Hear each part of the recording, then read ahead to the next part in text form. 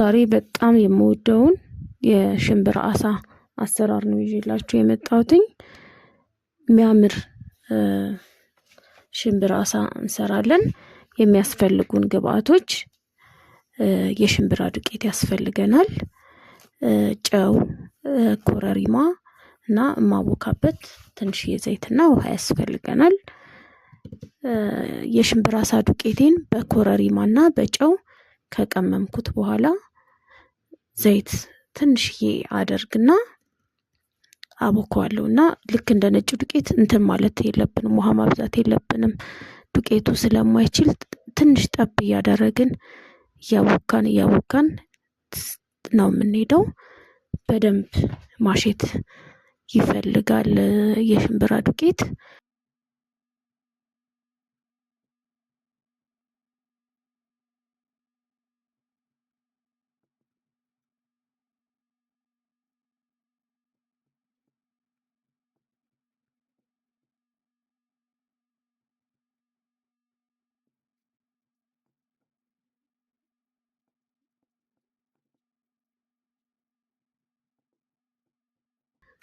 በኋላ እንዳይፈረካከስብን የሽምብራ ዱቄታችንን በደንብ ማሸት ይፈልጋል።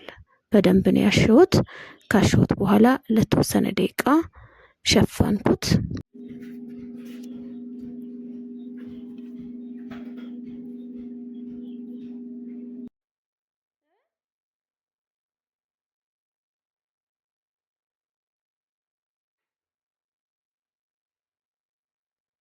በዛ ያለ ሽንኩርት እያቁላለሁ ነው።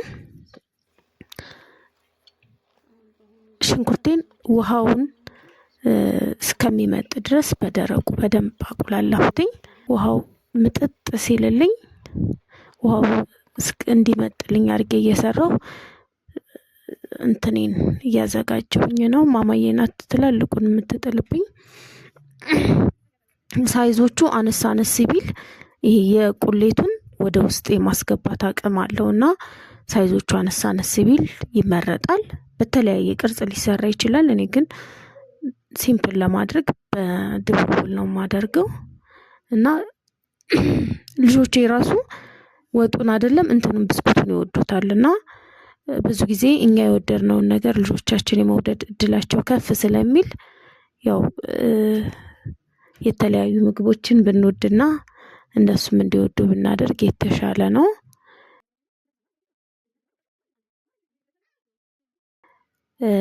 መጥበሻዬን ጋል ካደረኩ በኋላ በትንሽ ዘይት እጠብሰዋለሁ ብስኩቴን።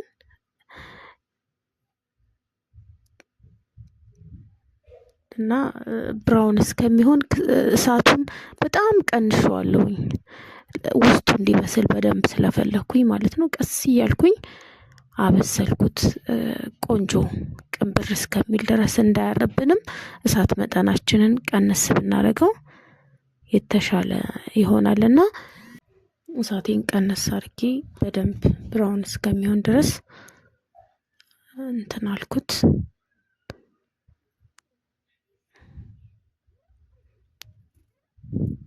እዚህ ጋር ግን የተሸጎድኩት ነገር እኔ ብዙ ጊዜ አንዴ ሰርቼ በኦቭን አንድ ጊዜ ስለምሰራ ከዛ ለብዙ ጊዜ ስለማረገው ነው እንጂ ለመጥበሻ ድቡልቡል ባይሆን ጥሩ ነው።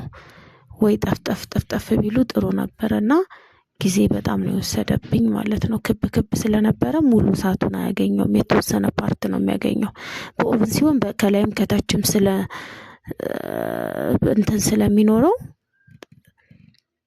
እሳት ስለሚኖረው እንትን አይልም። ይሄንኛው ግን ትንሽ ጊዜ ወስዶብኛል።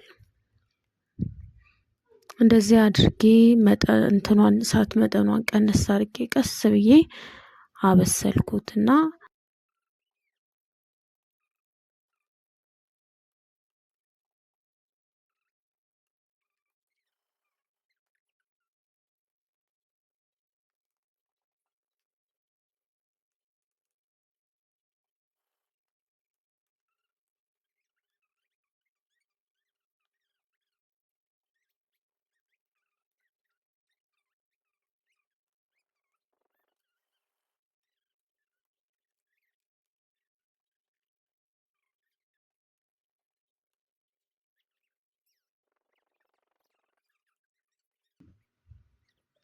እንደዚህ በሚያምር መንገድ በስሎልናል። አላረረም። ቅንብር ብቻ ነው ያለው። ከውስጡ በደንብ ከሽ እስኪል ድረስ ነው እሳቱን ቀንሼ ያበሰልኩትኝ። ቆንጆ ነው። ብስኩቶቹ በዚህ መንገድ ይበቃቸዋል። ሽንኩርቴን ያውና አቁላላሁትኝ። ውሃውን ሲጨርስ ዘይት አርጌ በዘይት ደግሞ ጥብስ አደረኩት። በደንብ መቁላላት ጊዜ ይፈልጋል። ኖርማሊ በደንብ ጥብስ አደረኩትኝ በዘይት። ያው ለእናንተ ነው እንትን ያልኩትኝ። በርበሬ ያደረኩኝ። ቲማቲም መጨመሪያ አይቀርም። ኖርማል ትክክለኛው እኔ ሲሰራ ያየሁትኝ በበርበሬ ብቻ ነው፣ በሽንኩርትና በበርበሬ ብቻ ነው። ግን እኔ ልጆቼም ስለሚበሉ የበርበሬውን የማቃጠል አቅሙን በቲማቲም እቀንሰዋለሁ። ግን ቲማቲሙን ቀድሜ ካደረኩትኝ ምንድነው የሚሆነው? ውሃውን እስከሚመጥ መጠበቅ አለብኝ። ስለዚህ እንደዛ ከማደርግ በሽንኩርቴ ዘይት በርበሬን ጥብስ አደርግና እሱን በደንብ ጥብስ ብሎ በደንብ ከተቁላላ በኋላ በርበሬው ከተቁላላ በኋላ ቲማቲሙን ብጨምርበት እንደ ተጨማሪ ጊዜ ነው እንትን እምለው ማለት ነው። ስለዚህ ጊዜን ሴቭ አደርጋለሁ ማለት ነው። ስለዚህ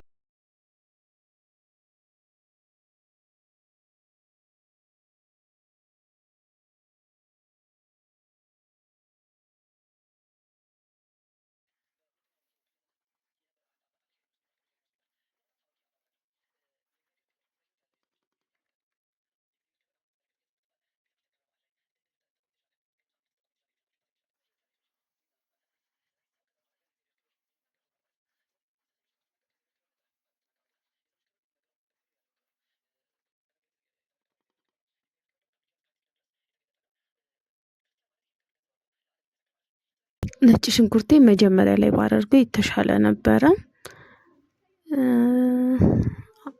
አሁን ያደረኩት ማማዬም ስለነበረች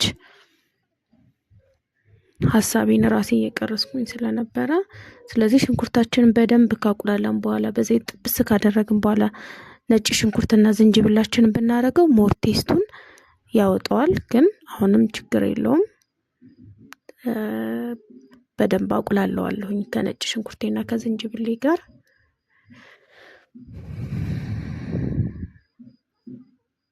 ቲማቲሜን አደርጋለሁ። ልጆቼ ስለሚበሉ ቲማቲም አደርጋለሁ።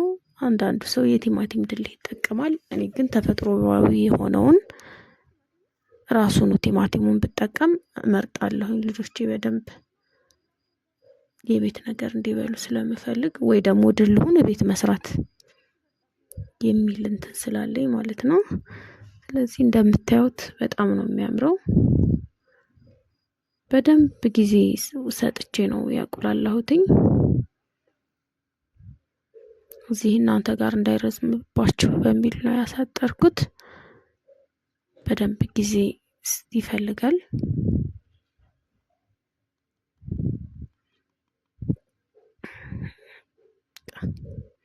አሁን እዚህ ጋር ዘይቱ የተወሰነ የበዛ ይመስላል፣ ግን የሽምብራ ብስኩቶቹን ስናደርገው እነሱ ይመጡልናል ማለት ነው። መከለሻና ጨው አድርጌ አስተካከልኩት ማለት ነው። እንትኔን እንደዚህ ካደረኩ በኋላ ሽምብራሳ ይሄን አደርገዋለሁ። ሽምብራሳውን ካደረኩ በኋላ ቶሎ ውጥት ካደረግነው ስጎውን ወይም የቁሌቱን ቴስት አይዘውም። ስለዚህ የተወሰነ ደቂቃ አብረን እናንተ ከትከው የቁሌቱን ቴስት በደንብ ይዘዋል ማለት ነው። እና 2 ደቂቃ ምናምን እንትን እለዋለሁ። በደንብ ስላሽሁት አይፈርስም በፍጹም ማለት ነው። እንዳለ ነው የሚሆነው። ዶሮ ወጥ ነው የሚመስለው።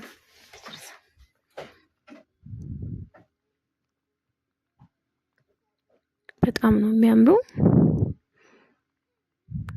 ወደ ቤታችን ስንሆን እንደዚህ ስርት ብናደርግ ብስኩቶቹ ኖርማሊ ሰርተን ለረጅም ጊዜ ማቆየት እንችላለን። እና ቁሌታችን የሽምብራ ሳችን ይህንን ይመስላል። ዶሮ ወጥ ነው የሚመስለው። በጣም ነው የሚያምረው። ቴስቱ ራሱ በቃ ልዩ ነው ማለት ነው የእውነት። በዚህ መንገድ በጣባችን አቅርበነዋል። ቆንጆ ሽምብራ አሳ በዚህ መንገድ ማዘጋጀት እንችላለን። አስተያየታችሁን ኮሜንታችሁን እስኪ ኮሜንት ላይ ጻፉልኝ። ሰብስክራይብ ያደርጋችሁ ሰብስክራይብ አድርጉ።